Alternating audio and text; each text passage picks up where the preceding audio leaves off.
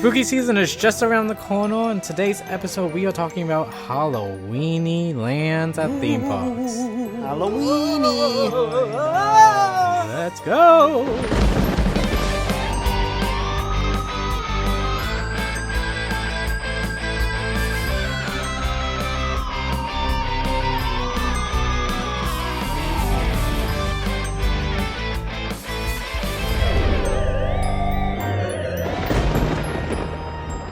Welcome, foolish mortals, and welcome to this. Welcome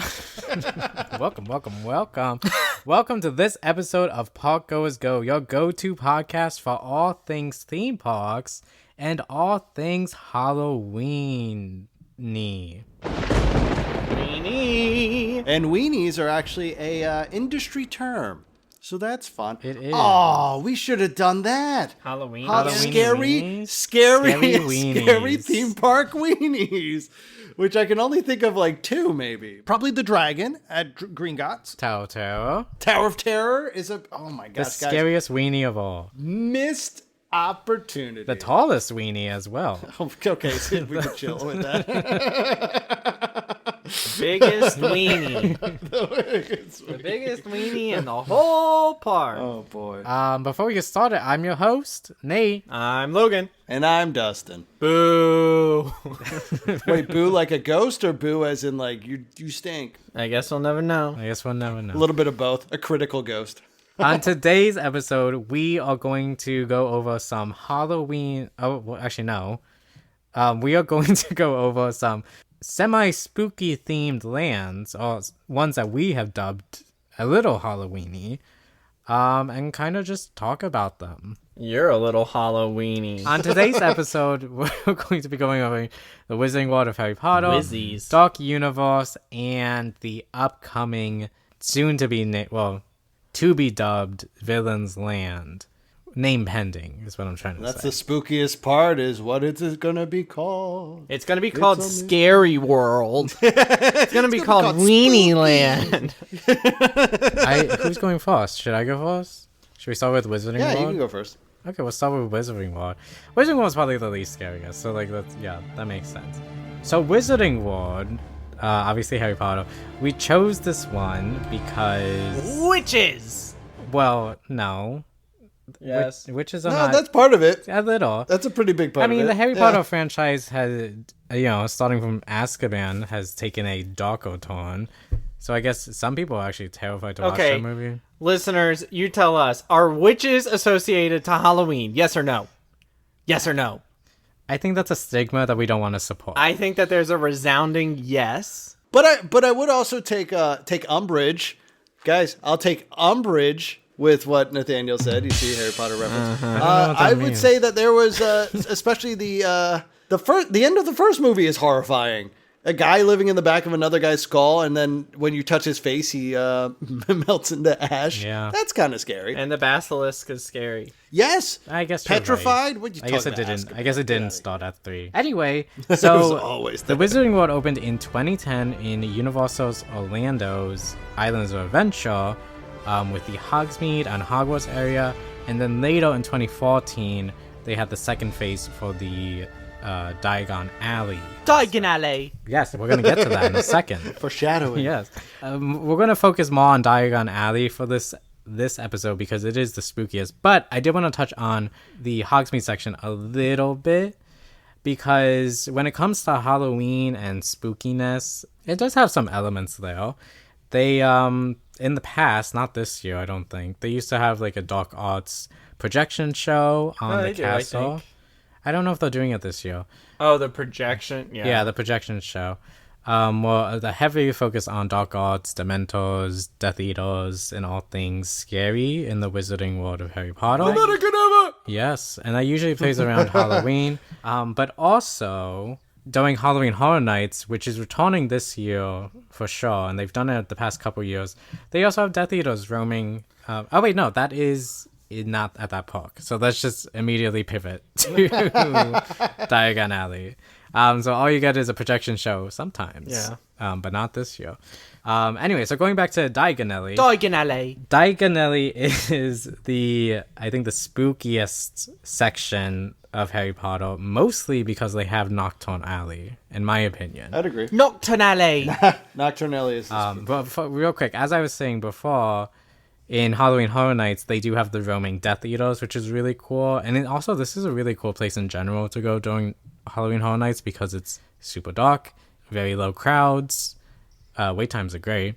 But yes, also they have like the ambiance, so they'll have projections of like the dark mark. They'll have like smoke and like green light effects, and they'll have, the Death Eaters roaming around, threatening you. And I think you can also engage in battle, which I have seen. And they do some spells too, which is really cool. Sometimes there's some pyrotechnics involved. Yeah, like yeah. Crucio, Lemgardium Leviosa. Bombarda. Crucio. But Nocturne Alley is a side alley. If you're a fan of the franchise, the books and the movies, and audiobooks, Okay, it's the same thing as the books. You'll know Nocturne Alley as the dingy, how do you say, je ne sais quoi? No. Je ne sais quoi. It's where the seedier wizarding folk like to hang out. Maybe some back alley deals. Maybe some illegal activities goes on in there. We stumbled upon it the second time we went, because I don't think we saw it the first time. I didn't see it like the first 4 times I went. Yeah, it is a little hidden away. Yeah, it's the coolest thing to stumble upon. And you can kind of get lost in it too. It's very nice. You can trip too. Yeah, make sure you close your eyes for a little bit before you walk in, because you're not going to be able to see. It is dark. But Nocturne Alley is, it's not scary to the point where you're going to be like scared to go in, but it is channeling the darker side of Harry Potter, which is my favorite thing. Well, there's a couple Easter eggs around that area. But Bargain and Box you can find there, which is a wizarding merchandise shop. In the books and the movies, that's where Harry kind of first stumbles upon Nocturne Alley when he does the flu powder spell wrong. Wait, I'm sorry, Logan, what does he say? Diagon Alley. There we go. Okay, just making sure. That's also where he sees the Malfoys trying to sell off some of their illegal wizarding artifacts, because the not to bring up my Harry Potter note, but because the ministry was kind of like cracking down on people and stuff, and they were going to be searched, so he had to sell all his stuff there. And then it is also where in the later films we come back there, that's where the Vanishing Cabinet shows up in Half-Blood Prince. The really cool thing about the Wizarding World in Orlando is that basically all that stuff is there. The Vanishing Cabinet itself is there. And it's a really cool Easter egg. You can even hear the little fluttering of the bird and the shaking, which is so cool. But it's also filled with other Easter eggs that you'll get from both the films and the books specifically. Some talking heads. You can see some wizards practicing some mischievous green spells around the alley in the windows and stuff. And the big mermaid. Big Mermaid? Yeah, the siren skeleton. Oh, yeah. Siren skeleton. That one's really cool. And there's also just other, like, it's also a location for other spells too, if you have one of those interactive wands. It is a little tight. A little bit. I wish it was bigger. It is a little tight. And it is pretty popular, so sometimes it does get a little...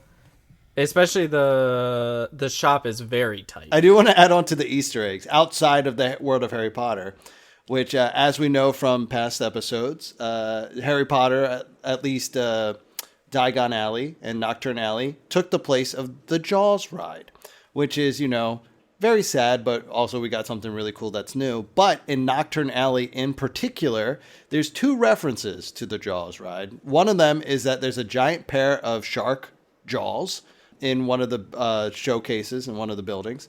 But also the singing heads that you will run into, at one point, they will sing Show Me the Way to Go Home, which is the song that the 3 main characters in Jaws, sing in the boat right the day before, they have the big Jaws battle. So that's just a fun little tidbit. But yeah, no, I think you hit the nail right on the head, Nathaniel. Nocturne Alley, very spooky.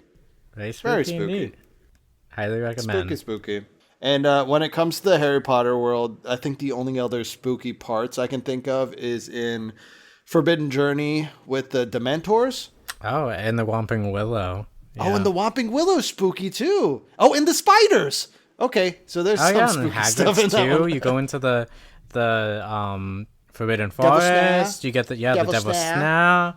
All that stuff. Yeah, I forget about that. And then there's one of the ways in the train where when you go, the Dementors will fog up the glass. Oh, yes. Or I guess frost up the glass, true. Which is kind of creepy. One. That's my favorite part. I love that part. But almost immediately they go away, and then the trolley lady comes. You're just like, oh, okay, I guess we passed that. But yeah, no. Yeah, I agree with everything that you said. Spooky all around. And the Leaky Cauldron. Leaky Cauldron is a little. You know, I was gonna say that, but I'm like, it's not inherently spooky. Is the vibe, but like it could. Yeah, it has a spooky vibe to it. Yeah, but once you get in and they're just like, "Hey, you want some chicken and mash? You want some butterbeer?" Yeah. So, fun fact about Harry Potter: there was negotiations between Disney, Universal, and JK, and the Harry Potter people like before, and that Disney wanted to put Harry Potter Land at the corner of Fantasyland and stuff, but then they were like, oh, J.K. Rowling and the Harry Potter, like, there's too many strict rules and stuff like that, which is, like, crazy, because if you think about, like, what Harry Potter Land is now, it's carbon copy, so I'm like, what were they planning to do with it? The rumor is that J.K. Rowling had a meeting with Disney, and Disney laid out all the stuff that all the ideas, and one of the big ones, the more famous one, was that there was going to be a teacup ride, but instead of teacups, it was the Sorting Hat, and then you were just in little hats going around. That kind of encapsulated what people were saying the Disney idea of it was basically taking old rides and then throwing Harry Potter's skin on it. Mind you, this is before Diagon Alley was made and before Cars Land, so we didn't really have this like immersive lands and stuff. But she ended up, leaving and then going to Universal, and Universal had all these ideas. And you're right, with her strict requirements, they were able to fulfill it, and we got something incredible out of it. And the scariest element of all, J.K. Rowling. The wickedest witch. But now we're going to take Universal, and we're going to follow that over to their newest park in one of their newest lands, Epic Universe. And in Epic Universe, we have Dark Universe, also known as Dark Mall. Dark Mall. Dark Universe opened up this year. What year was it? 2025. 2025. For future listeners. Yeah, so 2025. And what they ended up doing was taking all the classic Universal horror monsters, put them in one village that looks very similar to the villages in those films. So you got Frankenstein, the Mummy, Wolfman, Dracula, Creature from the Black Lagoon, Hunchback of Notre Dame, all these people. And what you have is a Van Helsing-esque scenario. All these creatures living under one roof. And you can meet a lot of them too. Like you can meet the Frankenstein monster, the bride, also the Invisible Man is there. And they have two rides, the Curse of the Werewolf, which is a roller coaster, and they also have a dark ride called Monsters Unchained. Now, a little history about this that I just found out recently was that this land was actually a passion project for guess who? Universal Creative. Yeah, one in particular. I don't know. He was a man who's been involved in Universal, specifically the theme park, since the very beginning. He's a famous director. Steven Spielberg. There he is. Yeah, Steven Spielberg. I didn't know that. Yeah. They have this Epic Universe kind of preview thing with Joe Manganiello. Does that sound familiar? The guy from True Blood? The guy who was married to Sofia Vergara? Sorry, no. The guy from Magic Mike? All the above. Yeah, he did like a tour of it, and there was a short section with Spielberg talking about Dark Universe. Creators behind Epic Universe knew Steven had always dreamed of building a world like this. So they brought that vision to life with Dark Universe. I was pushing for some kind of a ride experience that would collide every one of these famous monsters together in one huge, scary, but entertaining experience. As the executive consultant for all the theme parks all over the world, which I've been doing since the mid-'80s, I just thought, oh my God, there's got to be a place in here to celebrate Universal's legacy with these famous monsters of Filmland. Also, little plug, on Peacock, they are supposed to have a mini documentary series about Epic Universe. So that's cool and exciting. But yeah, no, Steven Spielberg apparently for a long time has been wanting to put something together that paid tribute to the Universal horror monsters. So that's neat. But yeah, no, fully immersive, fully interactive. They also have face painting and I think 2 different food areas. When we talk about spooky, though, it's pretty much everywhere you turn. This place was designed to be very spooky and Halloweeny. So let's delve into some specifics. What do we want to chat about? The Halloween decorations that you called Halloween decorations. Oh, the downside like to the ride or to the park? Those are your words. It is Halloweeny. Oh, you're talking about in the restaurant? Mm-hmm. Oh, like the. I don't want to start with a negative. Then you shouldn't have said it. Let's break it down into some questions. All right, let's talk about the spookiest parts. And I'm talking about the parts that are so spooky that you're just like, oh, wow, this is way spookier than the rest. Because, like, the Invisible Man, he's not that spooky, right? He's kind of spooky, but not super spooky. He's a nice guy. Yeah, he seems fun. Probably the blood splatter by the bathroom. Yeah. That's a little spooky. That's a little spooky. There's a blood splatter by the bathroom. Oh, there's also, like, a dried out monster, like, hanging, you know, the things... It's like in a cage. Yeah. I've never seen that. Yeah. I know, neither did I. It was pretty cool. Oh, but I noticed that those like tombs when you enter as well. Mm-hmm. And you can heal stuff from there too. Those coffins. Yeah. The queue for Monsters Unleashed is very spooky. That is spooky. I think that's it's really cool, but also spooky. Yeah. I love that because I think you got the body parts. That's creepy and gross. You got the Frankenstein X-ray where he looks terrible. Skinny legend, but terrible. He looks terrible, but he looks so good. In the sense of terrible as in he's seen better days. You got like the creepy that video that plays of the Invisible Man. I think it's supposed to be, or maybe it's like the Dark Lagoon. I don't know. That video is also really creepy in my opinion. The statues are creepy. Statues are.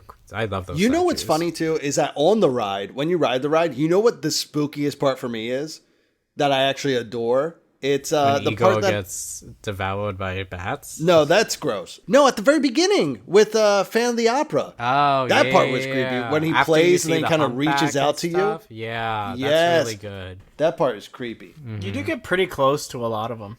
You do, though, in your face with the creepiness.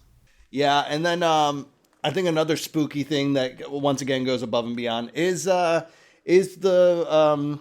oh my gosh, the windmill catching on fire. Once again, not like super spooky, but at night it looks pretty cool. It's kind of spooky. The whole land at night, I think, is elevated. Oh, well, actually, that tavern has a ton of spooky things inside. Like so many really cool little decorations, but they're also like heads of monsters and stuff. I actually really like that one. Also, I don't know if you guys noticed this, saw this, or knew about it, but apparently the fountain in the middle occasionally will just turn red. And the idea... I didn't know that. It's the blood of the... Oh, what are they called? Vampires? No. Familiars, yes. The blood of the familiars. Yeah, apparently it's like part of the story is that in order to keep the monsters at bay, they do a sacrifice every so often so that they just don't go for a free-for-all. Love that. And the restaurant is spooky in general. The quick service, I think it's a great idea, right? It's like, oh, this is where the familiars do the selling and all that. But one of the biggest critiques I did have, and Logan, you pointed out, the thing that is most Halloweeny, and I say Halloweeny in the most, I guess, like everyday going trick-or-treating Halloweeny, is some of the decorations in that place. They do look like they were bought at like a Spirit Halloween and kind of put up there, which I'm like, for a theme park, especially a new one, it didn't really look super great. But like I said, that's like the only thing. The rest of the land is just completely superb and fantastic. Also, jumping onto the Halloweeny thing, what part of this land is Halloweeny? I mean, come on. You're talking about the classic monsters, like, the Frankenstein, Dracula, vampires, werewolves. Oh, and it's all Halloween. That they literally have a face painting area for you to get your face painted as a monster. That's exactly right. You can become the monster. Right. It's great. Now, real quick, let's chat about the future of this land. Now, we have talked a little bit about how, I guess amongst ourselves, about how this land does feel a little bit smaller and how an expansion would be really nice. Teensy weensy. Teensy weensy. It's a teeny weeny land. Halloweenie. It is a good space. Like, you don't feel cramped, but you can't journey too far. But there has been rumors from the get-go about, future rides, one of which being a Creature from the Black Lagoon boat ride. What do we think about that? That'd be great. I still think that would be fantastic. The Creature is probably one of my favorites because not only is he really cool and Unleashed, like his actual animatronic, but all of his merch is so cute. Yes. I love all of his merch. I agree 100%. My only critique for him being on that ride is that I wish he was in it more. It's just that one little thing, and you're just like, show me more. But him and Phantom of the Opera are my two favorite on that ride. I would love that. And like I said, it's only a rumor. There isn't really much traction to it. But hey, throwing it out there in the universe, Universal, listen. Throwing that out in the dark universe. Throwing it out into the Universal. Ah, there we go. Mm-hmm. So that's the spookiest. And we have Universal doing the spooky thing with Harry Potter. Then we get, or the Wizarding World. Then we got them doing the spooky thing with Dark Universe. I think they might be the only theme park that has any plans on doing anything spooky, right? Yes. All right, that's the episode. Take it away. No! They said, hold your horses. Yeah, they said, you shut your mouth. Let's go to Villains Land.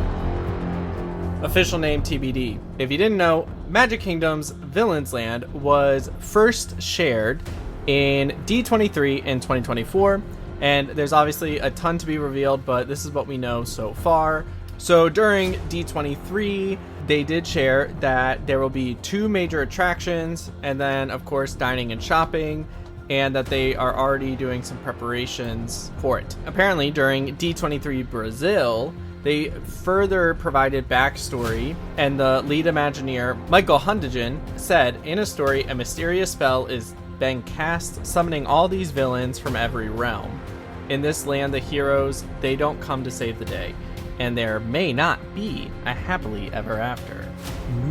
I didn't know that. I know, neither did I. I mean, that can change. Yeah, I'm sure it would. So that's really exciting. So it sounds like there's going to be a spell, or the story is that there is a spell's been cast, and it summons all the villains from every realm to Villains Land. But whose land is it? That's a great question, Nathaniel. And there are 13 Disney villains that have been the inspiration for this land, so it might be one of them. It's the Queen of Hearts, Jafar, Lady Tremaine, Yzma, Cruella de Vil, Captain Hook, Gaston, Mother Gothel, Ursula, Hades, Chernabog. Who? Is that how you say his name? He's from Fantasia. The big Chernabog. Chernabog. Yeah. Yes. The Evil Queen, and Maleficent. My money is that it's probably a love story between the Evil Queen and Maleficent, but I love a sapphic love story. Yeah, that would be so funny. The Evil Queen lady in Disneyland is top tier. She's like, by herself, she's awesome. Even by herself, yeah. I want to see her and the Grinch engage. I feel like that would be a great That would mashup. actually be pretty funny, yeah. That would be so good. And just based off a lot of things that Disney does, like Maleficent and the Evil Queen always have like the most power amongst the villains. Exhibit A, Kingdom Hearts. That, and even in the new show. Exhibit B. So, biggest question out there. When will it open? We don't know. I'm putting it out there. 2034. Oh, wow, that's really long.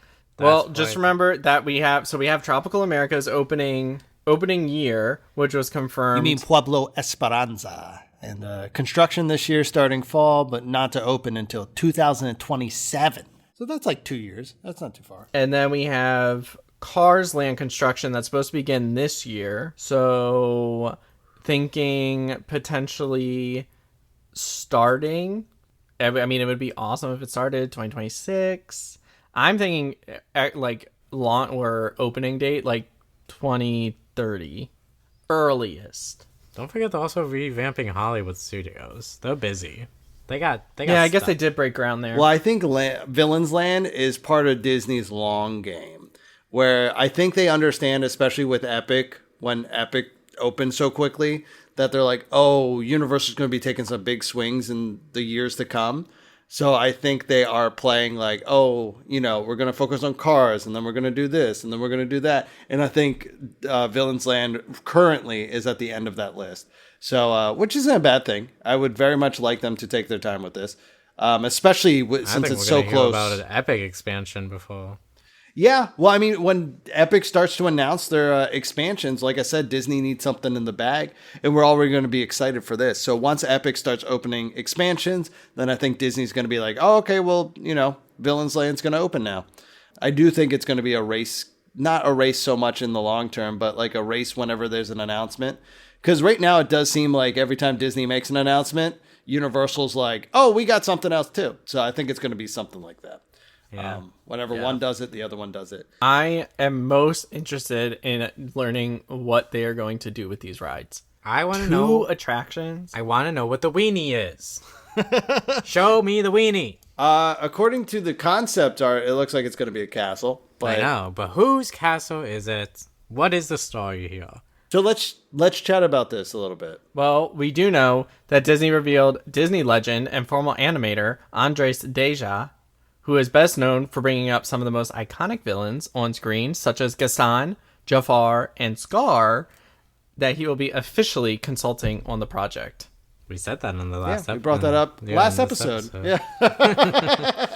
Well, I have to bring it up in this one. But that's good. Yeah, it's stuff like this I really like. And I hope it's less publicity and more of like they actually, follow through with it. And I hope they bring on more animators who did a lot of these iconic villains, because that's all good stuff. Do we think it's going to be cheesy?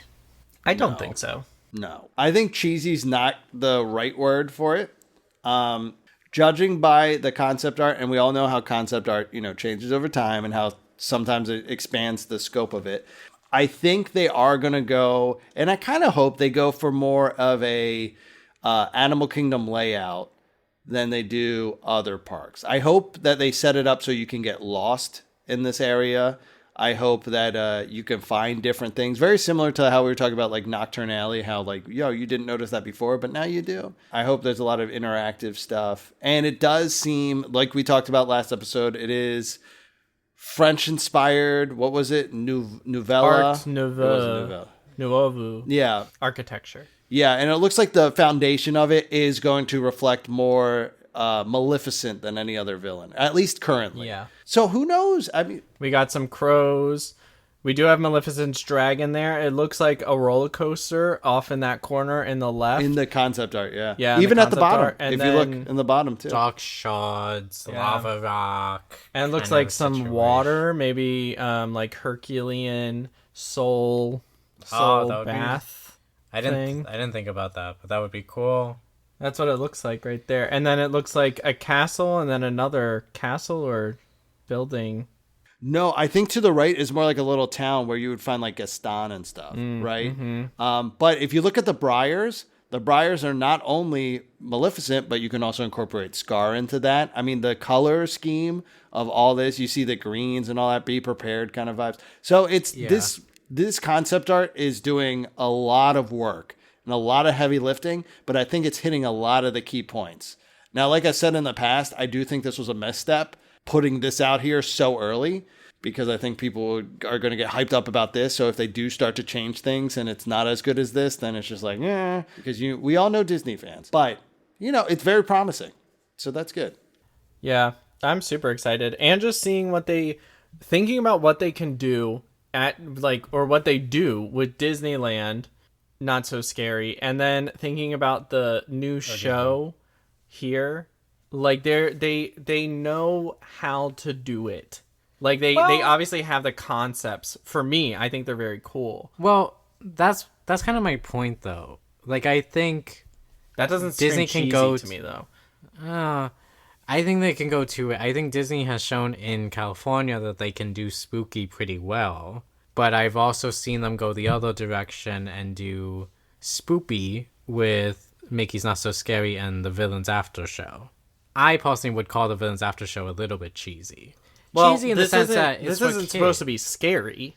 Well, that's what I want. I know that's what you want, but it's not. It's a villain. It's really not so scary. Well, actually, I would argue with the concept art and hopefully with them leaning into those original Disney films, those are scary. They are generally like very creepy. I think it's supposed to evoke that kind of like feeling and stuff. But then also think about walking around Darkmoor, like in the sunlight. It's gonna be hard to make it like scary, but entering their domains, I think is like for me, that's what I'm anticipating, is entering like a domain of these villains, but not necessarily like scary. I feel like that edginess. I want the proper edginess and suspense, feeling that you get from watching like these climactic scenes from these Disney movies, where it makes you it sticks with the kids, and not just like here's some Disney villains singing and dancing, Oh, I hope they have a show. Oh, I hope they have a show like a. I just, I don't want a show. I do. I'm hoping that they acknowledge that there is a mature crowd, and also that people like those parts. That's why I hope that's why they're giving it to us. In that preview thing, when it comes to Darkmoor, one of the I think it was in the preview thing, or I was watching some other video about it. One of the guys who created it was actually talking about that, and they're like, okay, what's the difference?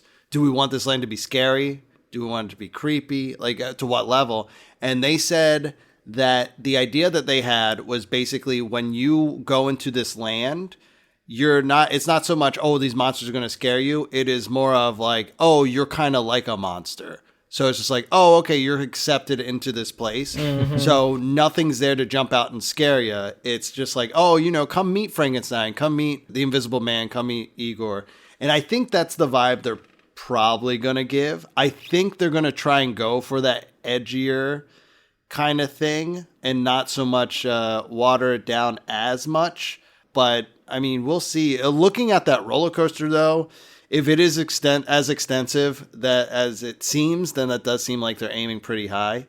The two villains, though, according to this concept art that I can't really see living in here, would probably be Jafar and Yzma. So we'll see how that works. But I would imagine that if during the day, they'll probably bring out the lighter villains, kind of like Gaston or Jafar. And then during the night, they'll bring out the ones that are more appropriate for night, like Maleficent. But I don't know. We'll see. This will be fun. All right. So what would we like to see here? Because they haven't announced anything, except for the fact that I guess 2 rides.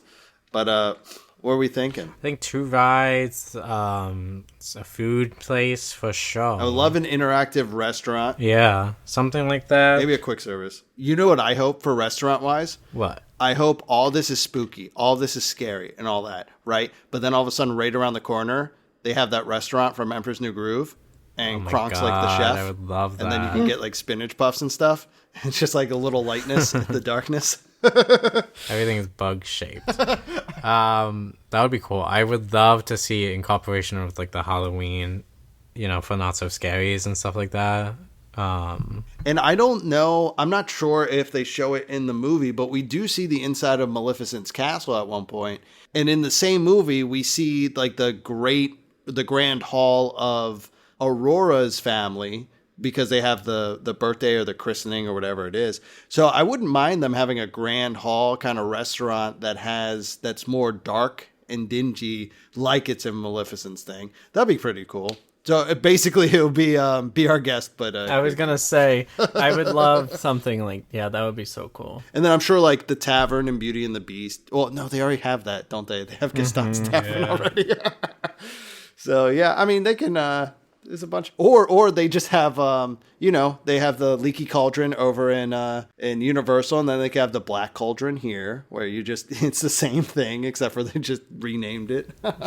But yeah, ride wise, it looks like they're aiming for a roller coaster. Cool. Yes. Okay, so a lot more enthusiasm. I love Disney coasters. I think they do a good job. Yeah. They definitely have been recently, for sure. Like the ones that have been coming out have been bangers. Right. Like the new ones. I wonder if they'll do like a trackless ride because they are a dark on ride. that. I think they have to do a dark ride. I mean, it's evil. It's darkness. You have to do a dark ride. If they do something to the level, can you imagine? Okay, stick with me.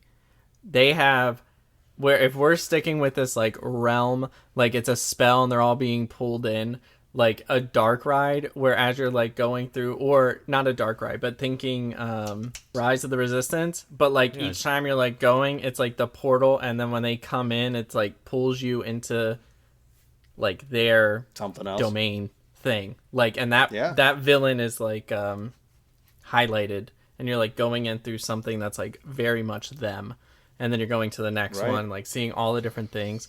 That'd be so cool. That'd be so Yeah, cool. and I was also thinking water ride. I know I can think of at least 3 villains where a water ride I think would work well. You got, of course, Little Mermaid, right? Because you have that. But then also it can then float into Hades on the river Styx, which would be pretty neat. And they've already worked with some projection things in water, so maybe they could do something cool with that. But then also Be Prepared scene from Lion King with all the green and the smoke puffing. So I think they could successfully do a water ride as well. And they would have to do something with pull the lever if they're gonna have Yzma. They had to have that at the right before you drop. Oh, there's a drop. There has to be. The lever's being pulled. See, and then it's like so right at Rise when the thing drops, it could be Yzma saying pull the lever, and then you drop. And then you go to the next one. Well, there's also that whole idea of it should be a roller coaster, and now that Hagrid's works with the drop and then going right onto the track, you know, they have that technology. Now, would that vibe fit in this universe, or at least in this landscape? I don't know, but no, I'm looking forward to it. I'm looking forward to hear more. That's what I'm looking forward to. Yeah, I want the details. Give us the deets. Meow. And that's all we have on today's episode of Parkgoers Go. We hope you enjoyed maybe learning something new about these Halloweenie lands, or spooky lands, I should say. Let us know if there's any lands or areas of theme parks that we might have missed. And we'll see you at the parks. Bye.